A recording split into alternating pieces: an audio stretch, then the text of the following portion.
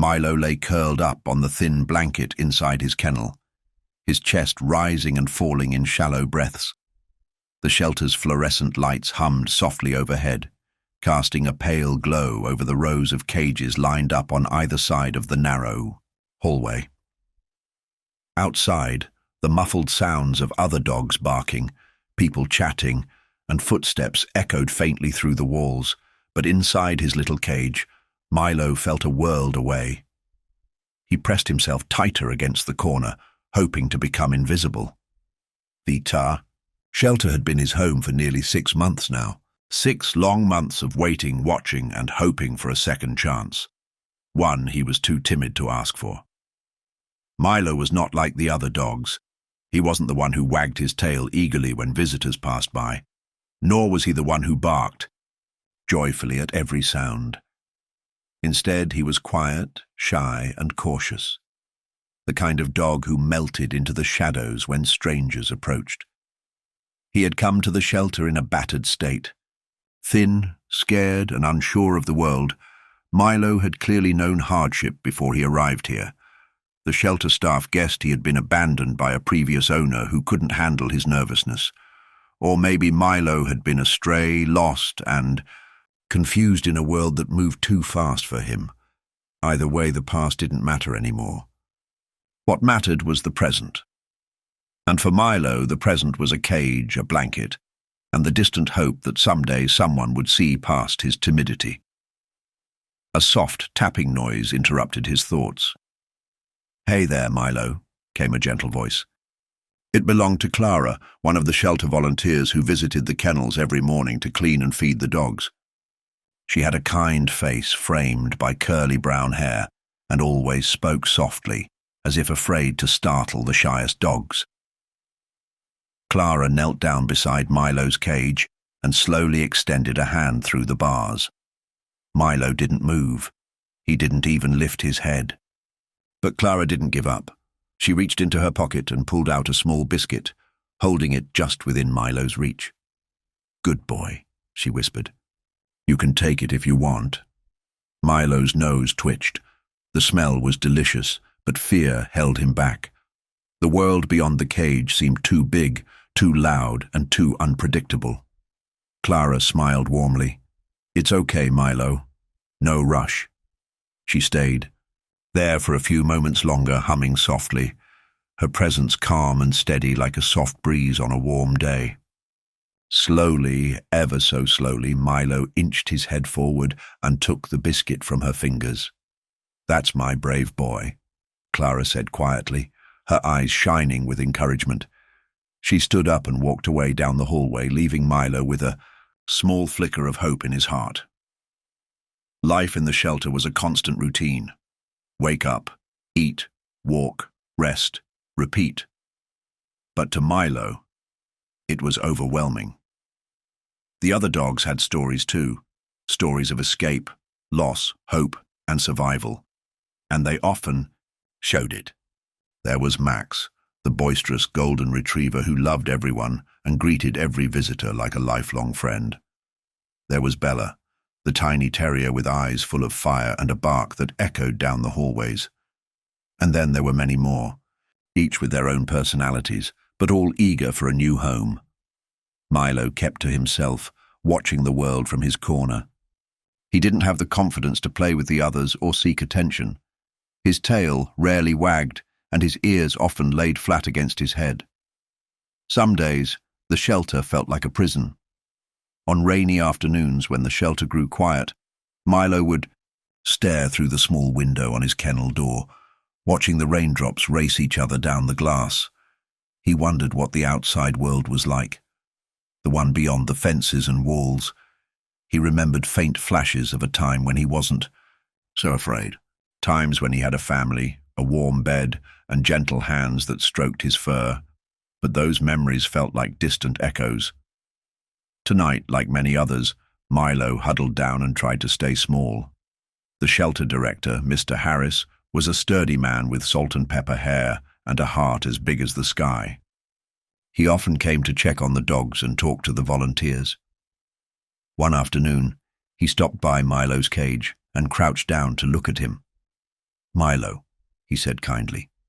"We're going to find you a home. I just know it." Milo didn't respond. His big brown eyes blinked slowly, unsure whether to trust the promise.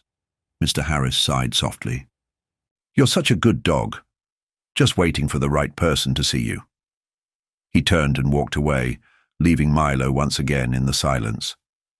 The days turned into weeks. Then one morning, something different happened. The shelter received a new arrival, a dog named Luna. She was a sleek, confident husky with bright blue eyes that sparkled like stars. Luna was loud and lively, bounding into the shelter with a wagging tail and a big, friendly bark. From the moment Luna stepped into the kennel area, the atmosphere changed. Dogs perked up. Volunteers smiled, but Milo watched her from the corner of his cage with wary eyes. Luna seemed like the opposite of him, bold, outgoing, and fearless. He wasn't sure what to make of her. Clara noticed the difference too. "Milo," she whispered, one afternoon kneeling by his cage, "we're going to try something new. Luna's going to stay nearby for a while. Maybe she can help you find your courage." Milo's ears twitched, but he didn't move. That evening, when the shelter grew quiet and the volunteers left for the day, Milo heard a soft whine from the neighboring kennel. It was Luna. Her playful voice called gently through the thin walls, and for the first time in a long while, Milo's curiosity stirred. He lifted his head and looked toward the sound. Maybe, just maybe, he wouldn't have to be alone anymore.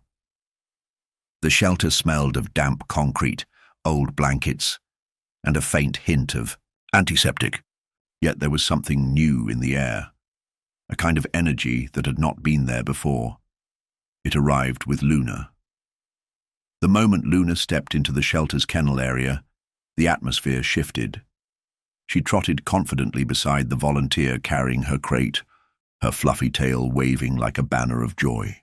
Her bright blue eyes scanned the room with curiosity and excitement, drinking in every sound, scent, and movement with fearless enthusiasm.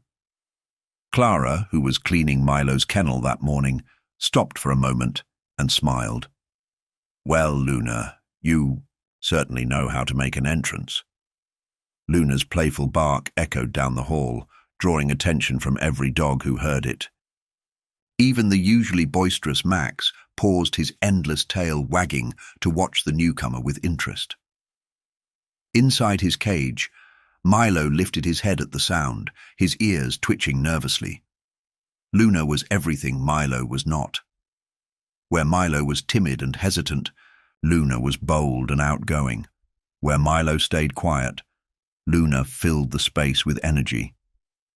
The shelter staff decided to place Luna in the kennel right next to Milo's, hoping that her confident spirit might help coax Milo out of his shell. The first meeting was awkward. Luna bounded up to the gate between their kennels and pressed her nose against the bars, her eyes bright and friendly. Milo stayed glued to the farthest corner of his cage, watching her cautiously. "Hey there, Milo," Luna seemed to say with her wagging tail. "I'm Luna. You're going to love it here. Lots of fun and lots of friends." Milo's heart pounded. He didn't know what to make of this loud, energetic dog. She was too big, too loud, too everything. He blinked and lowered his head. Over the next few days, Luna tried again and again to engage Milo. She dropped toys at his kennel door, nudged the gate with her nose, and barked softly to catch his attention. At first, Milo ignored her, overwhelmed by the unfamiliar presence. But Luna was patient. Every morning when Clara came to feed and clean, Luna greeted her with joyful leaps and licks, while Milo watched silently from his corner. One afternoon, Clara knelt down beside Milo's cage and said softly, "Maybe Luna's the friend you need, Milo." Milo's eyes flicked toward Luna, who was sitting proudly beside her kennel, tail wagging, watching him. Something about her was different, something safe. One evening, as the shelter grew quiet and the other dogs settled down for the night, Luna lay by her kennel door, eyes half closed but still alert. From the corner of her eye, she saw Milo stir. Slowly, hesitantly, Milo crept closer to the gate between them. He pressed his nose through the bars, sniffing the air. Luna leaned forward, offering her muzzle gently for him to sniff. For a moment, Milo's world held its breath. Then, timidly, Milo licked Luna's nose. A small but important connection had been made. That night, Clara stayed late cleaning the kennels. She watched from the hallway as Milo rested his head on the bars, gazing at Luna with something new in his eyes. Interest. Luna's confident spirit was beginning to crack the walls Milo had built around himself. Clara smiled quietly. "Good job, Luna," she whispered. "You might just be the best thing that ever happened to him." Days passed, and Milo started to show subtle changes. He wagged his tail when Luna approached. He allowed her to nudge him playfully through the bars. Once, he even let out a soft bark when Luna barked first. The shelter staff noticed. "Looks like Luna's got him," Mr. Harris said one afternoon. "Maybe this pairing will work after all." Still, Milo was far from the dog he hoped to be. The world outside the shelter remained a scary mystery, and even Luna's confident presence couldn't erase all his fears overnight. But for the first time in months, Milo dared to dream that maybe, just maybe, he didn't have to face the world alone. The shelter buzzed with its usual morning energy, volunteers bustling in with breakfast bowls and leashes, dogs barking softly or sniffing at the air in hope of attention. But for Milo, mornings were no longer just the same routine of retreating into the safety of his cage. They had begun to hold a new possibility. It all started with Luna. Every morning, as Clara approached the kennels, she carried 2 leashes, one for Luna and one for Milo. The plan was simple. Let Luna's confidence inspire Milo to step outside, even if only for a few minutes. At first, Milo resisted. When Clara unclipped his leash and opened his kennel door, he froze. His paws barely lifted, and his eyes darted around like a frightened rabbit's. Luna, on the other hand, bounded forward eagerly, tail high, tongue lolling in a joyful smile. "Milo, come on," Clara coaxed gently. "You can do this." Milo's legs trembled as he took one small step out of the kennel, then another. His body remained low, wary of every sound and shadow. Luna circled around him, giving soft, encouraging barks and nudging him forward with her nose. Slowly but surely, Milo began to follow. Outside the kennel doors was a small play yard, a patch of grass enclosed by chain-link fences, filled with worn-out toys and patches of mud from recent rain. It wasn't much, but to Milo, it was a vast, new world. He hesitated on the threshold, ears pinned back, heart pounding. Luna noticed and paused. She sat down a few feet away, her eyes warm and inviting. "Come on," she seemed to say. "I'm right here." Milo took a shaky breath and stepped further onto the grass. The blades tickled his paws. He sniffed the air, cautious but curious. Luna trotted over and dropped a squeaky toy at Milo's feet. He looked down at it, then back at her. With a soft whimper, Milo pawed at the toy. It squeaked, startling him. But Luna was there in a flash, grabbing the toy and shaking it playfully. Milo's tail twitched. Maybe this could be fun. Over the next several days, Milo and Luna took their small adventures together. Sometimes it was just walking around the yard, Luna leading and Milo following at a cautious distance. Sometimes it was playing tug-of-war with a rope or chasing a ball. Luna never pushed him too hard. She let Milo set the pace. When Milo grew tired or scared, Luna stayed close, offering quiet companionship.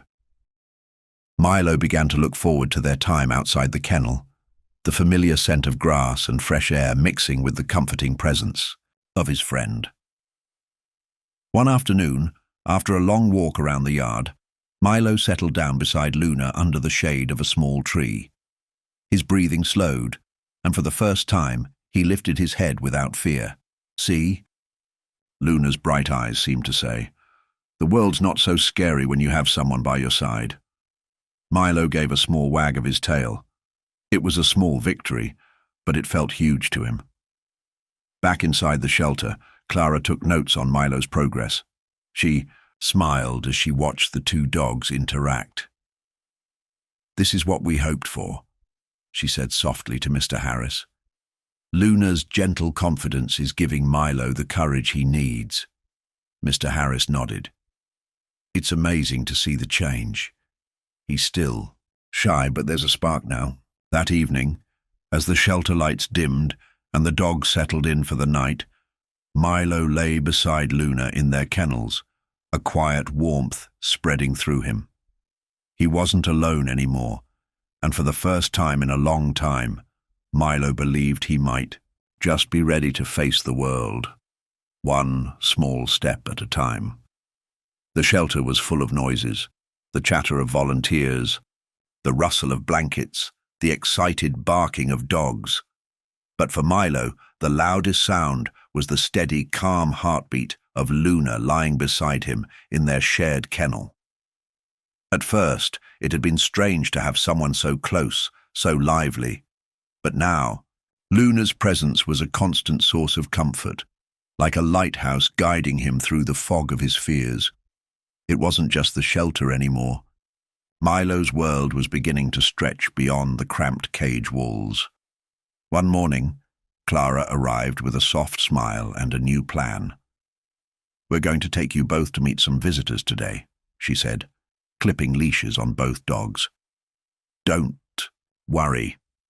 They're friendly people who want to help." Milo's ears flattened. Visitors meant noises, strange hands, and unfamiliar smells. Things he wasn't ready for. Luna, however, wagged her tail and tugged gently on the leash, eager to meet new friends. Clara knelt beside Milo and whispered, "You're safe with me." Slowly, Milo stepped forward, his paws tentative but sure. The visitors were a family, a mother, father, and a little girl named Emma. Their smiles were warm, their voices gentle. Milo watched from behind Luna as they approached, his body tense. Emma knelt down and extended a small hand, speaking softly. "Hi, Milo, I'm Emma." Milo's nose twitched. Luna stepped forward, greeting Emma with a friendly lick.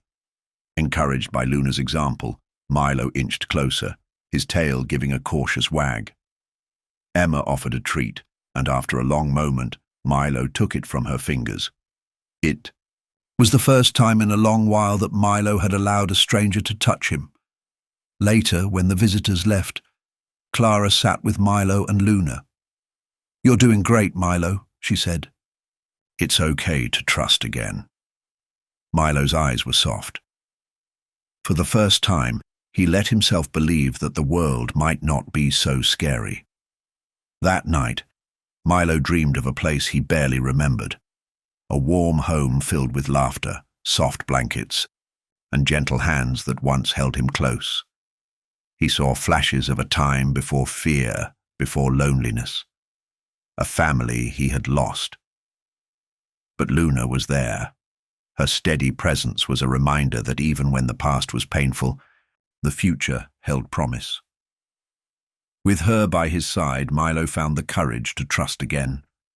The sun filtered softly through the shelter windows, casting warm patches of light onto the worn floors. Milo sat beside Luna in the small play yard, his fur catching the golden rays as if absorbing some of the light into his soul. Today was different. The shelter staff had arranged for Milo and Luna to leave the shelter temporarily, to stay with a foster family for a few weeks. It was a chance to see the world beyond the fences, the sounds beyond the walls, and the warmth beyond the kennel. Milo's heart beat faster, not from fear this time, but from a quiet hope. Clara clipped his leash gently, her hand steady and kind. "We're going on an adventure, Milo," she said softly. Luna wagged her tail excitedly, bouncing on her paws. The car ride was new and strange, the world flashing past in a blur of colours and smells. Milo stayed close to Luna, finding comfort in her calm presence. When the car stopped, the doors opened to a bright, leafy neighbourhood filled with the sound of birds and distant laughter. Milo's nose twitched. He took his first step onto grass that wasn't enclosed by fences. The air smelled fresher, warmer. The foster family greeted them with smiles and gentle voices. The little girl, Emma, knelt down and offered Milo a soft pat. Milo froze for a heartbeat. Then, feeling Luna at his side, he leaned into the touch. It was strange and wonderful all at once.